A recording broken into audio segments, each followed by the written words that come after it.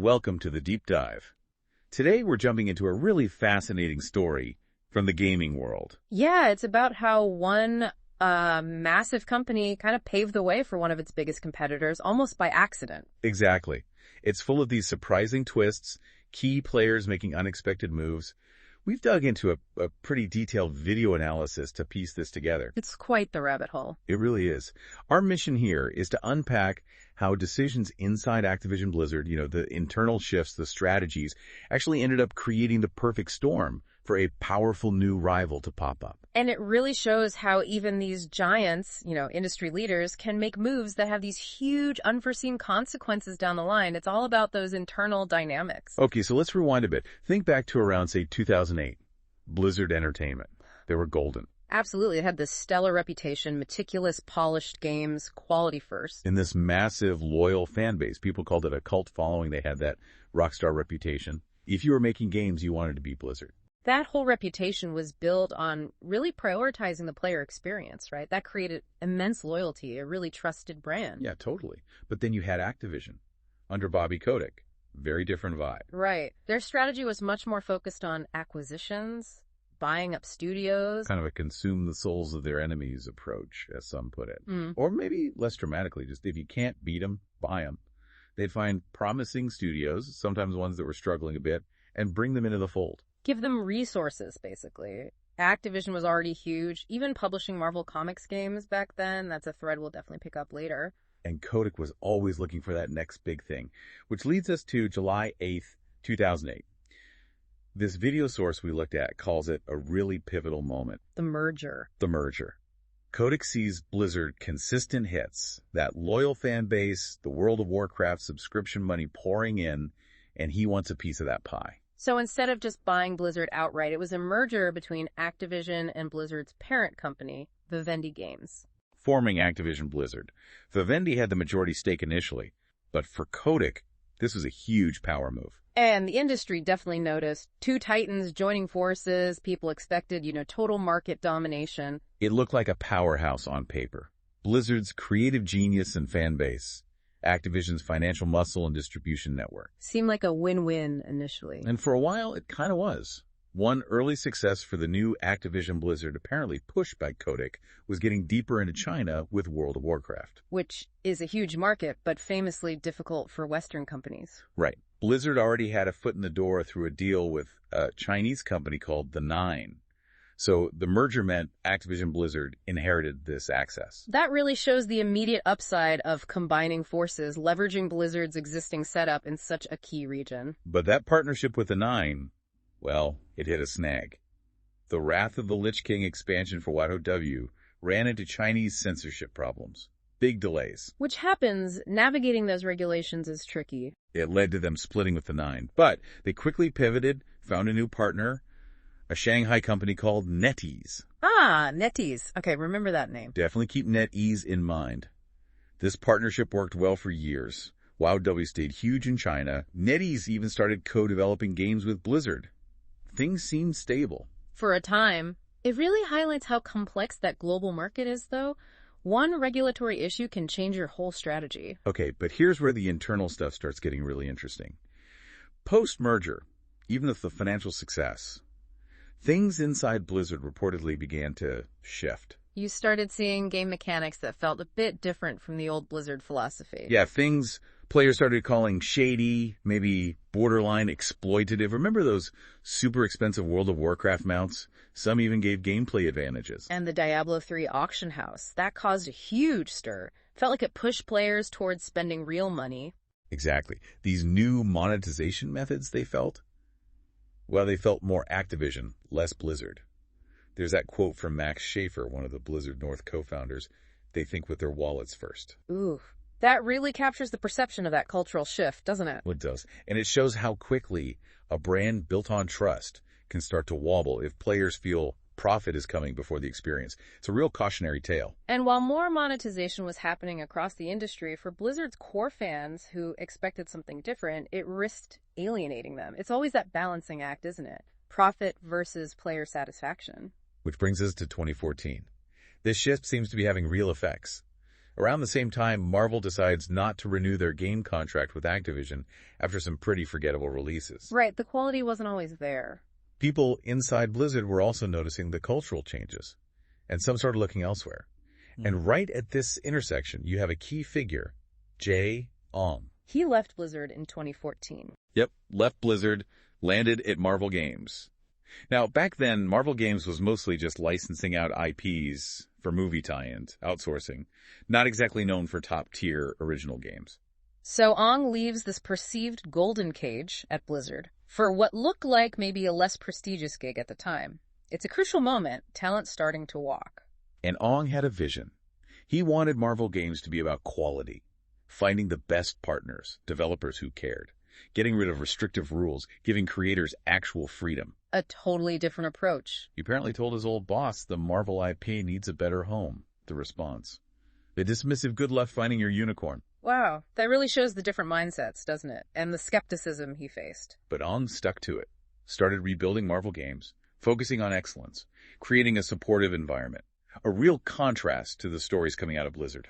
Which suggests that focusing on how you treat your developers can actually lead to better games. Seems obvious, but yeah. Meanwhile, back at Blizzard HQ, things weren't exactly smooth after Diablo 3's launch issues. They hit a couple of big bumps. First, Project Titan, their next-gen MMO, meant to follow WoW W. 6 years, maybe $80 million sunk into it. And then canceled. 2013. Just scrapped. That had to hurt morale. Hugely, especially for the veterans on that team. Then, 2015, they release Heroes of the Storm, their MOBA. Trying to compete with League of Legends Dota 2. Right, but they initially wanted to call it DOTA, based on the old Warcraft 3 mod. Problem was, Valve had hired the mod's creator and already trademarked Dota 2. Ah, the IP battle. Yeah, they lost the legal fight, had to rename it Heroes of the Storm. But by then, the market was packed. Hot S, as they called it, kind of struggled to really take off. So Titan canceled, Hot S underperforming. It points to some internal struggles, maybe a disconnect between their big ideas and actually getting them done. And losing the DOTA name shows how vital that IP stuff is. Definitely. So after those stumbles, Blizzard needed a win. Morale was apparently pretty low. And they got it. They got Overwatch. Remember that first cinematic reveal? Mercy swooping down. Oh, yeah. Everyone felt it. This looks special. And it was. Fun, fresh. Critics loved it. Won Game of the Year everywhere. It felt like classic Blizzard was back. A real return to form. Showed they still had that magic. And then they went even bigger. The Overwatch League. First, global, franchised esports league. Yeah. City-based teams, jerseys, players traveling. The whole package. Super ambitious. Like the NFL of esports, that was the pitch. And people bought in. Big investments. Robert Kraft, the Patriots owner, even NetEase chipped in again. There was real belief this could be huge. It was a massive undertaking, trying to push esports into the mainstream spotlight. Even with Overwatch shining and OWL launching, Yeah. you could still see those underlying issues. That focus on monetization. Did it go away? Overwatch, great game, but it had microtransactions, content fell slow sometimes, and those loot boxes. Yeah, the loot boxes got controversial, seen as predatory by some, even banned in places over gambling laws. Plus those OWL franchise spots. Reportedly, $20 million a pop. That's steep. Limited who could even own a team.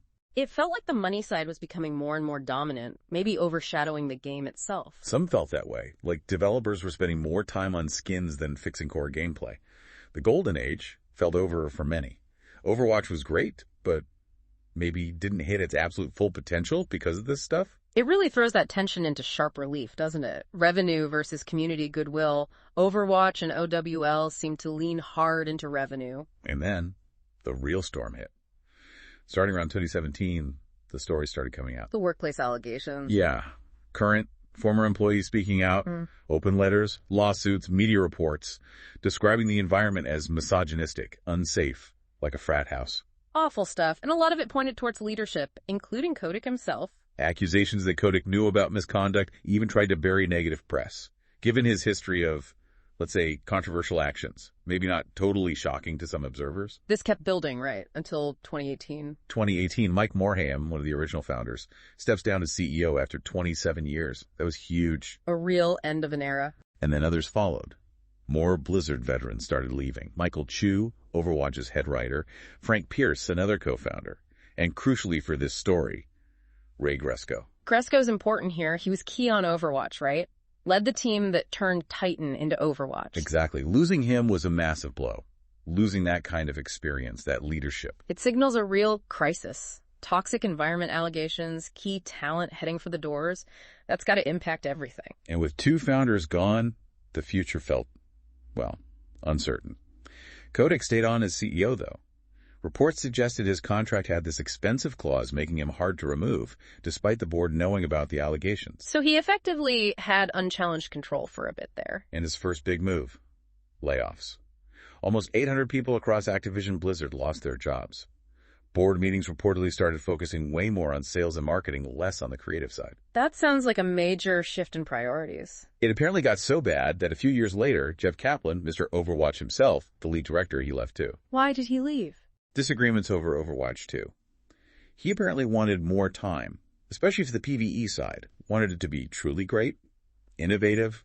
Management reportedly said delaying wasn't financially an option. So he walked. Wow. Pushing for short-term financial targets over long-term creative vision that often drives talent away. Kaplan leaving was massive for the Overwatch community. Definitely. And as things got worse internally, those who left started finding new homes. Some went to other big studios, some struck out on their own. Which leads us back to Jaeong. Not directly, but connects. In 2018, Hamilton Chu, executive producer on Hearthstone, he's reportedly getting frustrated. Too many shareholder meetings, not enough game development. Sounds familiar. He gets a call from Jaeong, his old Blizzard colleague, now at Marvel Games. On basically says, hey, if you ever leave Blizzard, Marvel's interested. Planting a seed. Chu tells Ben Brode, Hearthstone's game director. And they start thinking, what if we started our own thing? Get back to just making games. There's a quote from another ex-Blizzard engineer, Brian Schwab, saying Brode would have stayed on Hearthstone forever if he could just focus on the game. But they were getting pulled into marketing, shareholder value. Instead of just making cool stuff. Yeah. So, 2018, Brode and Chu leave Blizzard. They start their own studio. Second Dinner. Another key departure, driven by that same desire to get back to basics. And Ong is kind of orchestrating behind the scenes. And here's where it gets wild. Jay and Ong wasn't just offering vague encouragement. Second Dinner, Brode and Chu's new studio. They launched Marvel Snap a few years later. Which blew up. Huge success. Digital card game, direct competitor to Hearthstone. Right. But how did this tiny new studio get off the ground so fast? Funding, they got a $30 million investment from. Let me guess. NetEase. NetEase, yes. The same NetEase that was Blizzard's partner in China, co-developing Diablo Immortal. Wow. Okay, so NetEase is bankrolling ex-Blizzard stars to make a Hearthstone killer while still being Blizzard's partner. That's bold. Bold is one word for it. A massive sign that relationship was souring. And it wasn't NetEase's first move like this. They invested in Bungie too, right? Yep, 2018. Reportedly $100 million into Bungie, who made Destiny 2, which Activision was publishing at the time. Okay, so NetEase is playing hardball. And then, 2019, NetEase signs this big deal directly with Marvel. Games, comics, films. They start making titles like Marvel Super War, Marvel Duel. And that Marvel deal sounds suspiciously like the one Activision had lost back in 2014. Exactly. So NetEase is making strategic investments, becoming more assertive, directly competing, funding Blizzard's rivals. That a whole new dynamic. So why? What was driving NetEase to basically turn on their partner? Well, reports suggest a few things. One big factor? Increased regulation in China. The government was tightening rules on video games. Making things harder for publishers. NetEase felt they needed Activision's help navigating this, getting info, complying. But they apparently felt Activision was uncooperative. Like Activision thought NetEase was just trying to get a better deal financially. That seems to be the perception. From NetEase's side, it felt like Activision wasn't taking the regulatory stuff seriously enough, disrupting their business. And then there was the personal element. Bobby Kotick again. Reportedly, many at NetEase found Kotick incredibly difficult to deal with. There's that quote from Simon Zhu, NetEase's president of partnerships. The jerk comment. Yeah. After one bad meeting, he apparently said something like, developers and gamers will have a whole new level of understanding of how much damage a jerk can make. That's a pretty blunt. So regulatory pressure plus a really toxic relationship at the top. A perfect storm, basically. Trust eroded. Cooperation broke down. Leading to the final split. Yep. Tensions boiled over in 2022. Apparently a mistranslation during a meeting made Activision think NetEase was threatening them. Miscommunication on top of everything else. Shortly after, the partnership ended. January 2023 rolls around, and boom, World of Warcraft, Hearthstone, Overwatch 2, all gone from China. Huge blow to Chinese players, obviously. But for NetEase, They were free from that difficult partnership, and they could now focus on their own games, including one that could fill the gap left by Overwatch 2's, let's say, mixed reception. Marvel Rivals. Marvel Rivals. Free-to-play hero shooter, uses that super popular Marvel IP, building Marvel Snap's success. People got excited. The art style looked good, character roster was cool. And the gameplay felt familiar to Overwatch fans, but maybe with some improvements, bigger player count potential, and the launch. Huge. What were the numbers like? Reports say over $130 million grossed in the first month. Over 10 million unique players quickly.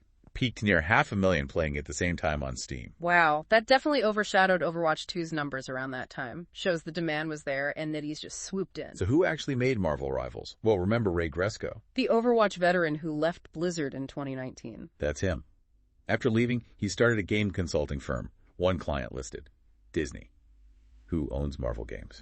Connecting the dots. Then, in 2024, Gresko becomes Senior VP, Head of Product and Development at Disney Games.